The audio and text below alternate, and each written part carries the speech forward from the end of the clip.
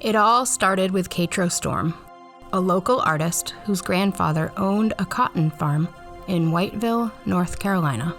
It's sort of implied that the sun is here. I got that. Katro's lineage has deep ties to the cotton and tobacco farms down south. His show at Ice House Project Space in Sharon, titled Will It Grow in Sharon, used planted cotton seeds as a symbol. Katro wondered if he, himself, a black artist, would also grow in Sharon. The cotton grew, and months later, it was used in the art projects at Sharon Center School. Katro guided the 8th graders in their exploration of the history of cotton and its connection to slavery in America. This artwork is their response to what they discovered. Some of you tape this on or glue it onto the paper. I think we're gonna have to hot glue it. We're working on this project here that's gonna symbolize the slavery down in the South when they were making the cotton. So then we're gonna have two hands here. One is gonna be holding the cotton, and it's gonna symbolize the wealth because they get from it. But then one hand would be down here, and it's actually planting the seeds, and it's going to symbolize this one might be happy that's getting it, but they don't know the hardship that people had to go through to make it.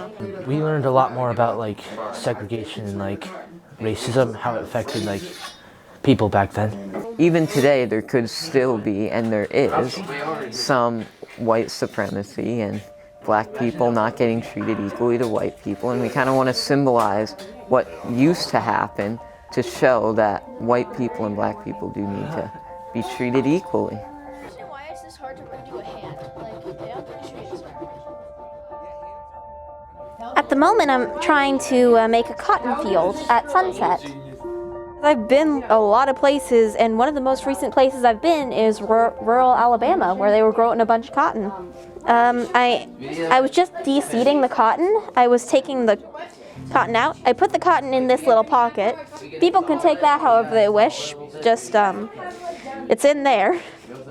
And I'm spreading out the cotton around the field, and then I'm gonna felt it in. Can't remember a time in my life where I didn't like art. I've loved art my entire life. And I've loved art styles, and I've loved all types of art. What do you hope that people will feel or think when they see your findings? I don't really know. I don't know how other people feel or think about things. They can think about or feel however they want about it. It's a class that's an art class where it's actually teaching history through the materials, which I think is a lot more advanced than just a textbook, because you actually get to feel and touch the cotton. You get to learn in 3D, literally learn in 3D, which is pretty awesome. And these kids love it, and they come in class, they put their book bags down, and they're ready to go. Are we gonna leave the dirt in here, or are we gonna try and pick it out with a small tool? It looks more like it came from the ground. Yeah. This is the reward of teaching. I feel like my students and the work that they want to do here is what makes me want to teach. That's why I do this Troutbeck Symposium, and today was great. We don't have all perfect classes, but when my students are inspired and they're working with each other, and when they're actually saying, Mrs. Barnett, we got this, you don't need to be here, that is where I know that I've done my job, and it's great. I feel like it kind of expands upon the issue. It doesn't need to just be taught in a certain class like social studies.